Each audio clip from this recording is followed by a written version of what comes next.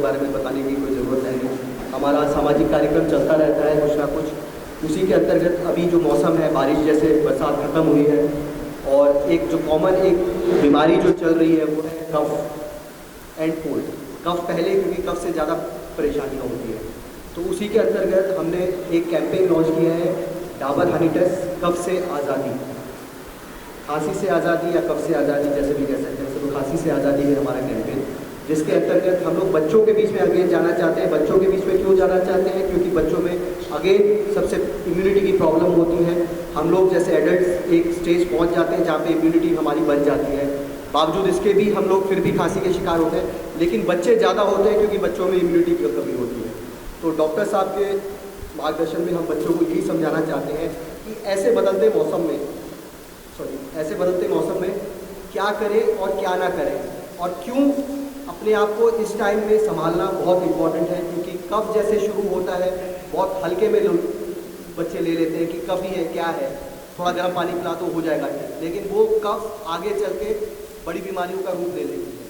तो डॉक्टर साहब भी बच्चों को यही बताएंगे कि इस मौसम में जैसे क्या चीज़ों से आपको ध्यान रखना चाहिए। जैसे हाइजीन बहुत इंपॉर्टेंट है, क्योंकि कीटाणु सबसे ज़्यादा इस टाइम होते हैं। जैसे डॉक्टर परमेश्वर जरूरत नहीं बताएगा, कीटाणु इस टाइम सबसे ज़्यादा होते हैं। तो हाइजीन एक बहुत इंपॉर्टेंट चीज़ है, बच्चों को बताया जाएगा कि कैसे हाइजीन रखें। आई एम श्योर सर आपके बच्चे हाइजीन पे आप लोग बहुत ज़्यादा फोकस करते होंगे। हमने पिछले जैसे स्कूल में भी गए, हम लोगों ने हमें देखा, मतलब कुछ स्कूलों में हमने देखा बच्चे सेम यूनिफॉर्म रिपीट कर रहे हैं। तो वो एक चीज़ है जो हम लोग चाहते हैं कि वो ना करें।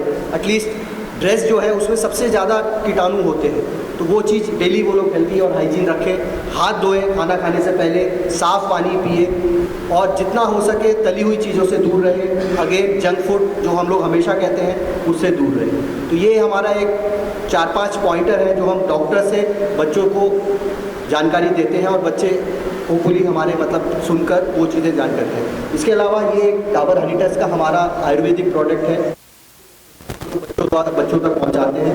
उनसे यही बोलते हैं कि आप कोशिश करें कि ये चीज़ ना लेनी पड़े आप लोगों को। ये नहीं बोलते कि ये ले लीजिए, ये चीज़ ना लेनी पड़े आप लोगों को। इसी का हम उनको आज जो भी होगा, जो सेशन होगा वो बताएंगे। और इन केस अगर खांसी होती है तो देखो बाज़ार में बहुत सारी दवाइयाँ उपलब्ध है जिसमें अल्कोहल भी है, जबकि खासकर खांसी की दवाइयों में सबसे ज़्यादा अल्कोहल पाई जाती है, जिसके कारण क्या होता है बच्चे ड्रॉजीनेस बहुत ज़्यादा फील करते हैं और स्कूल से बहुत ज़्यादा छुट्टियां भी पड़ती हैं। और आजकल तो वैसे भी एग्ज़ाम का टाइम है, तो हम नहीं चाहते कि कोई बच्चा इस बीमारी के कारण अपने एग्ज़ाम्स मिस करे। तो ये है आज का कार्यक्रम। मैं प्रिंसिपल सर से रिक्वेस्ट करूँगा, सर आपको। सर ने तो वैसे सब कुछ कवर कर ही लिया है। मैं बस ये कहना चाहूँगा कि कॉफ एंड कोल्ड बहुत कॉमन बीमारी होती है, और इससे बचने के लिए भले टीचर कुछ बोले, लेकिन जब डॉक्टर के मुंह से कुछ सुना जाता है तो it holds more weight, specially जब मेडिकल सेंसिव देखा जाए। तो जैसे सर ने कहा डॉक्टर आएंगे, वो समझाएंगे बच्चे को। हम लोग का होप ये है कि बच्चे वो सुन के इसको सीरियस लें। कॉफ एंड कोल्ड, हाँ जैसे उन्होंने बोला, स्टार्ट तो एज अ स्मॉल थिंग होता है, छोटी चीज़ होती है, लेकिन आगे जाके काफ़ी कुछ हो सकता है, फीवर वगैरह भी आ सकता है।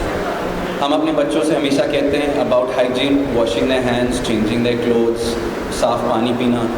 बट ये क्योंकि हम लोग रोज़ या हर हफ्ते बात करते हैं बच्चों से, वो बच्चे इसको सीरियस नहीं लेते हैं। तो ऐसे वर्कशॉप्स हमारे बच्चों को इस इलनेस की गंभीरता समझाते हैं, एंड वी एक्सपेक्ट दैट इससे बच्चों को इनकी नॉलेज बढ़े एंड वो ऐसी बीमारियों से बचे।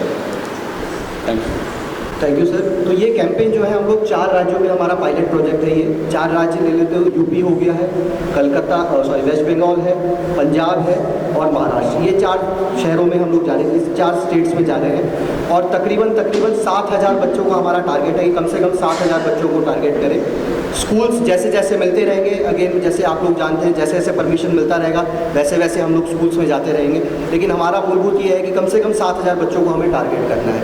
अच्छा, इसके अलावा मैं ये कफ़ की बात इसलिए कह रहा हूँ कि कफ़ आजकल ज़्यादा हुआ है। हम लोग डॉक्टर्स जैसे बात करते हैं तो डॉक्टर्स ये भी देखते हैं कि जैसे डेंगू की भी बहुत बीमारी अभी आजकल आ रही है, मलेरिया की भी आ रही है। तो तो इन सब चीज़ों में भी बात होती है अपार्ट फ्रॉम कफ। कफ इसलिए क्योंकि कफ एक बहुत बड़ी बीमारी है जो साधारण बच्चों में लगती है। डेंगू मलेरिया तो हर जगह सब लोग बात करते ही हैं कि अपने आप को साफ रखें। अगर अपने आप को साफ रखोगे तो ऐसी बीमारियों से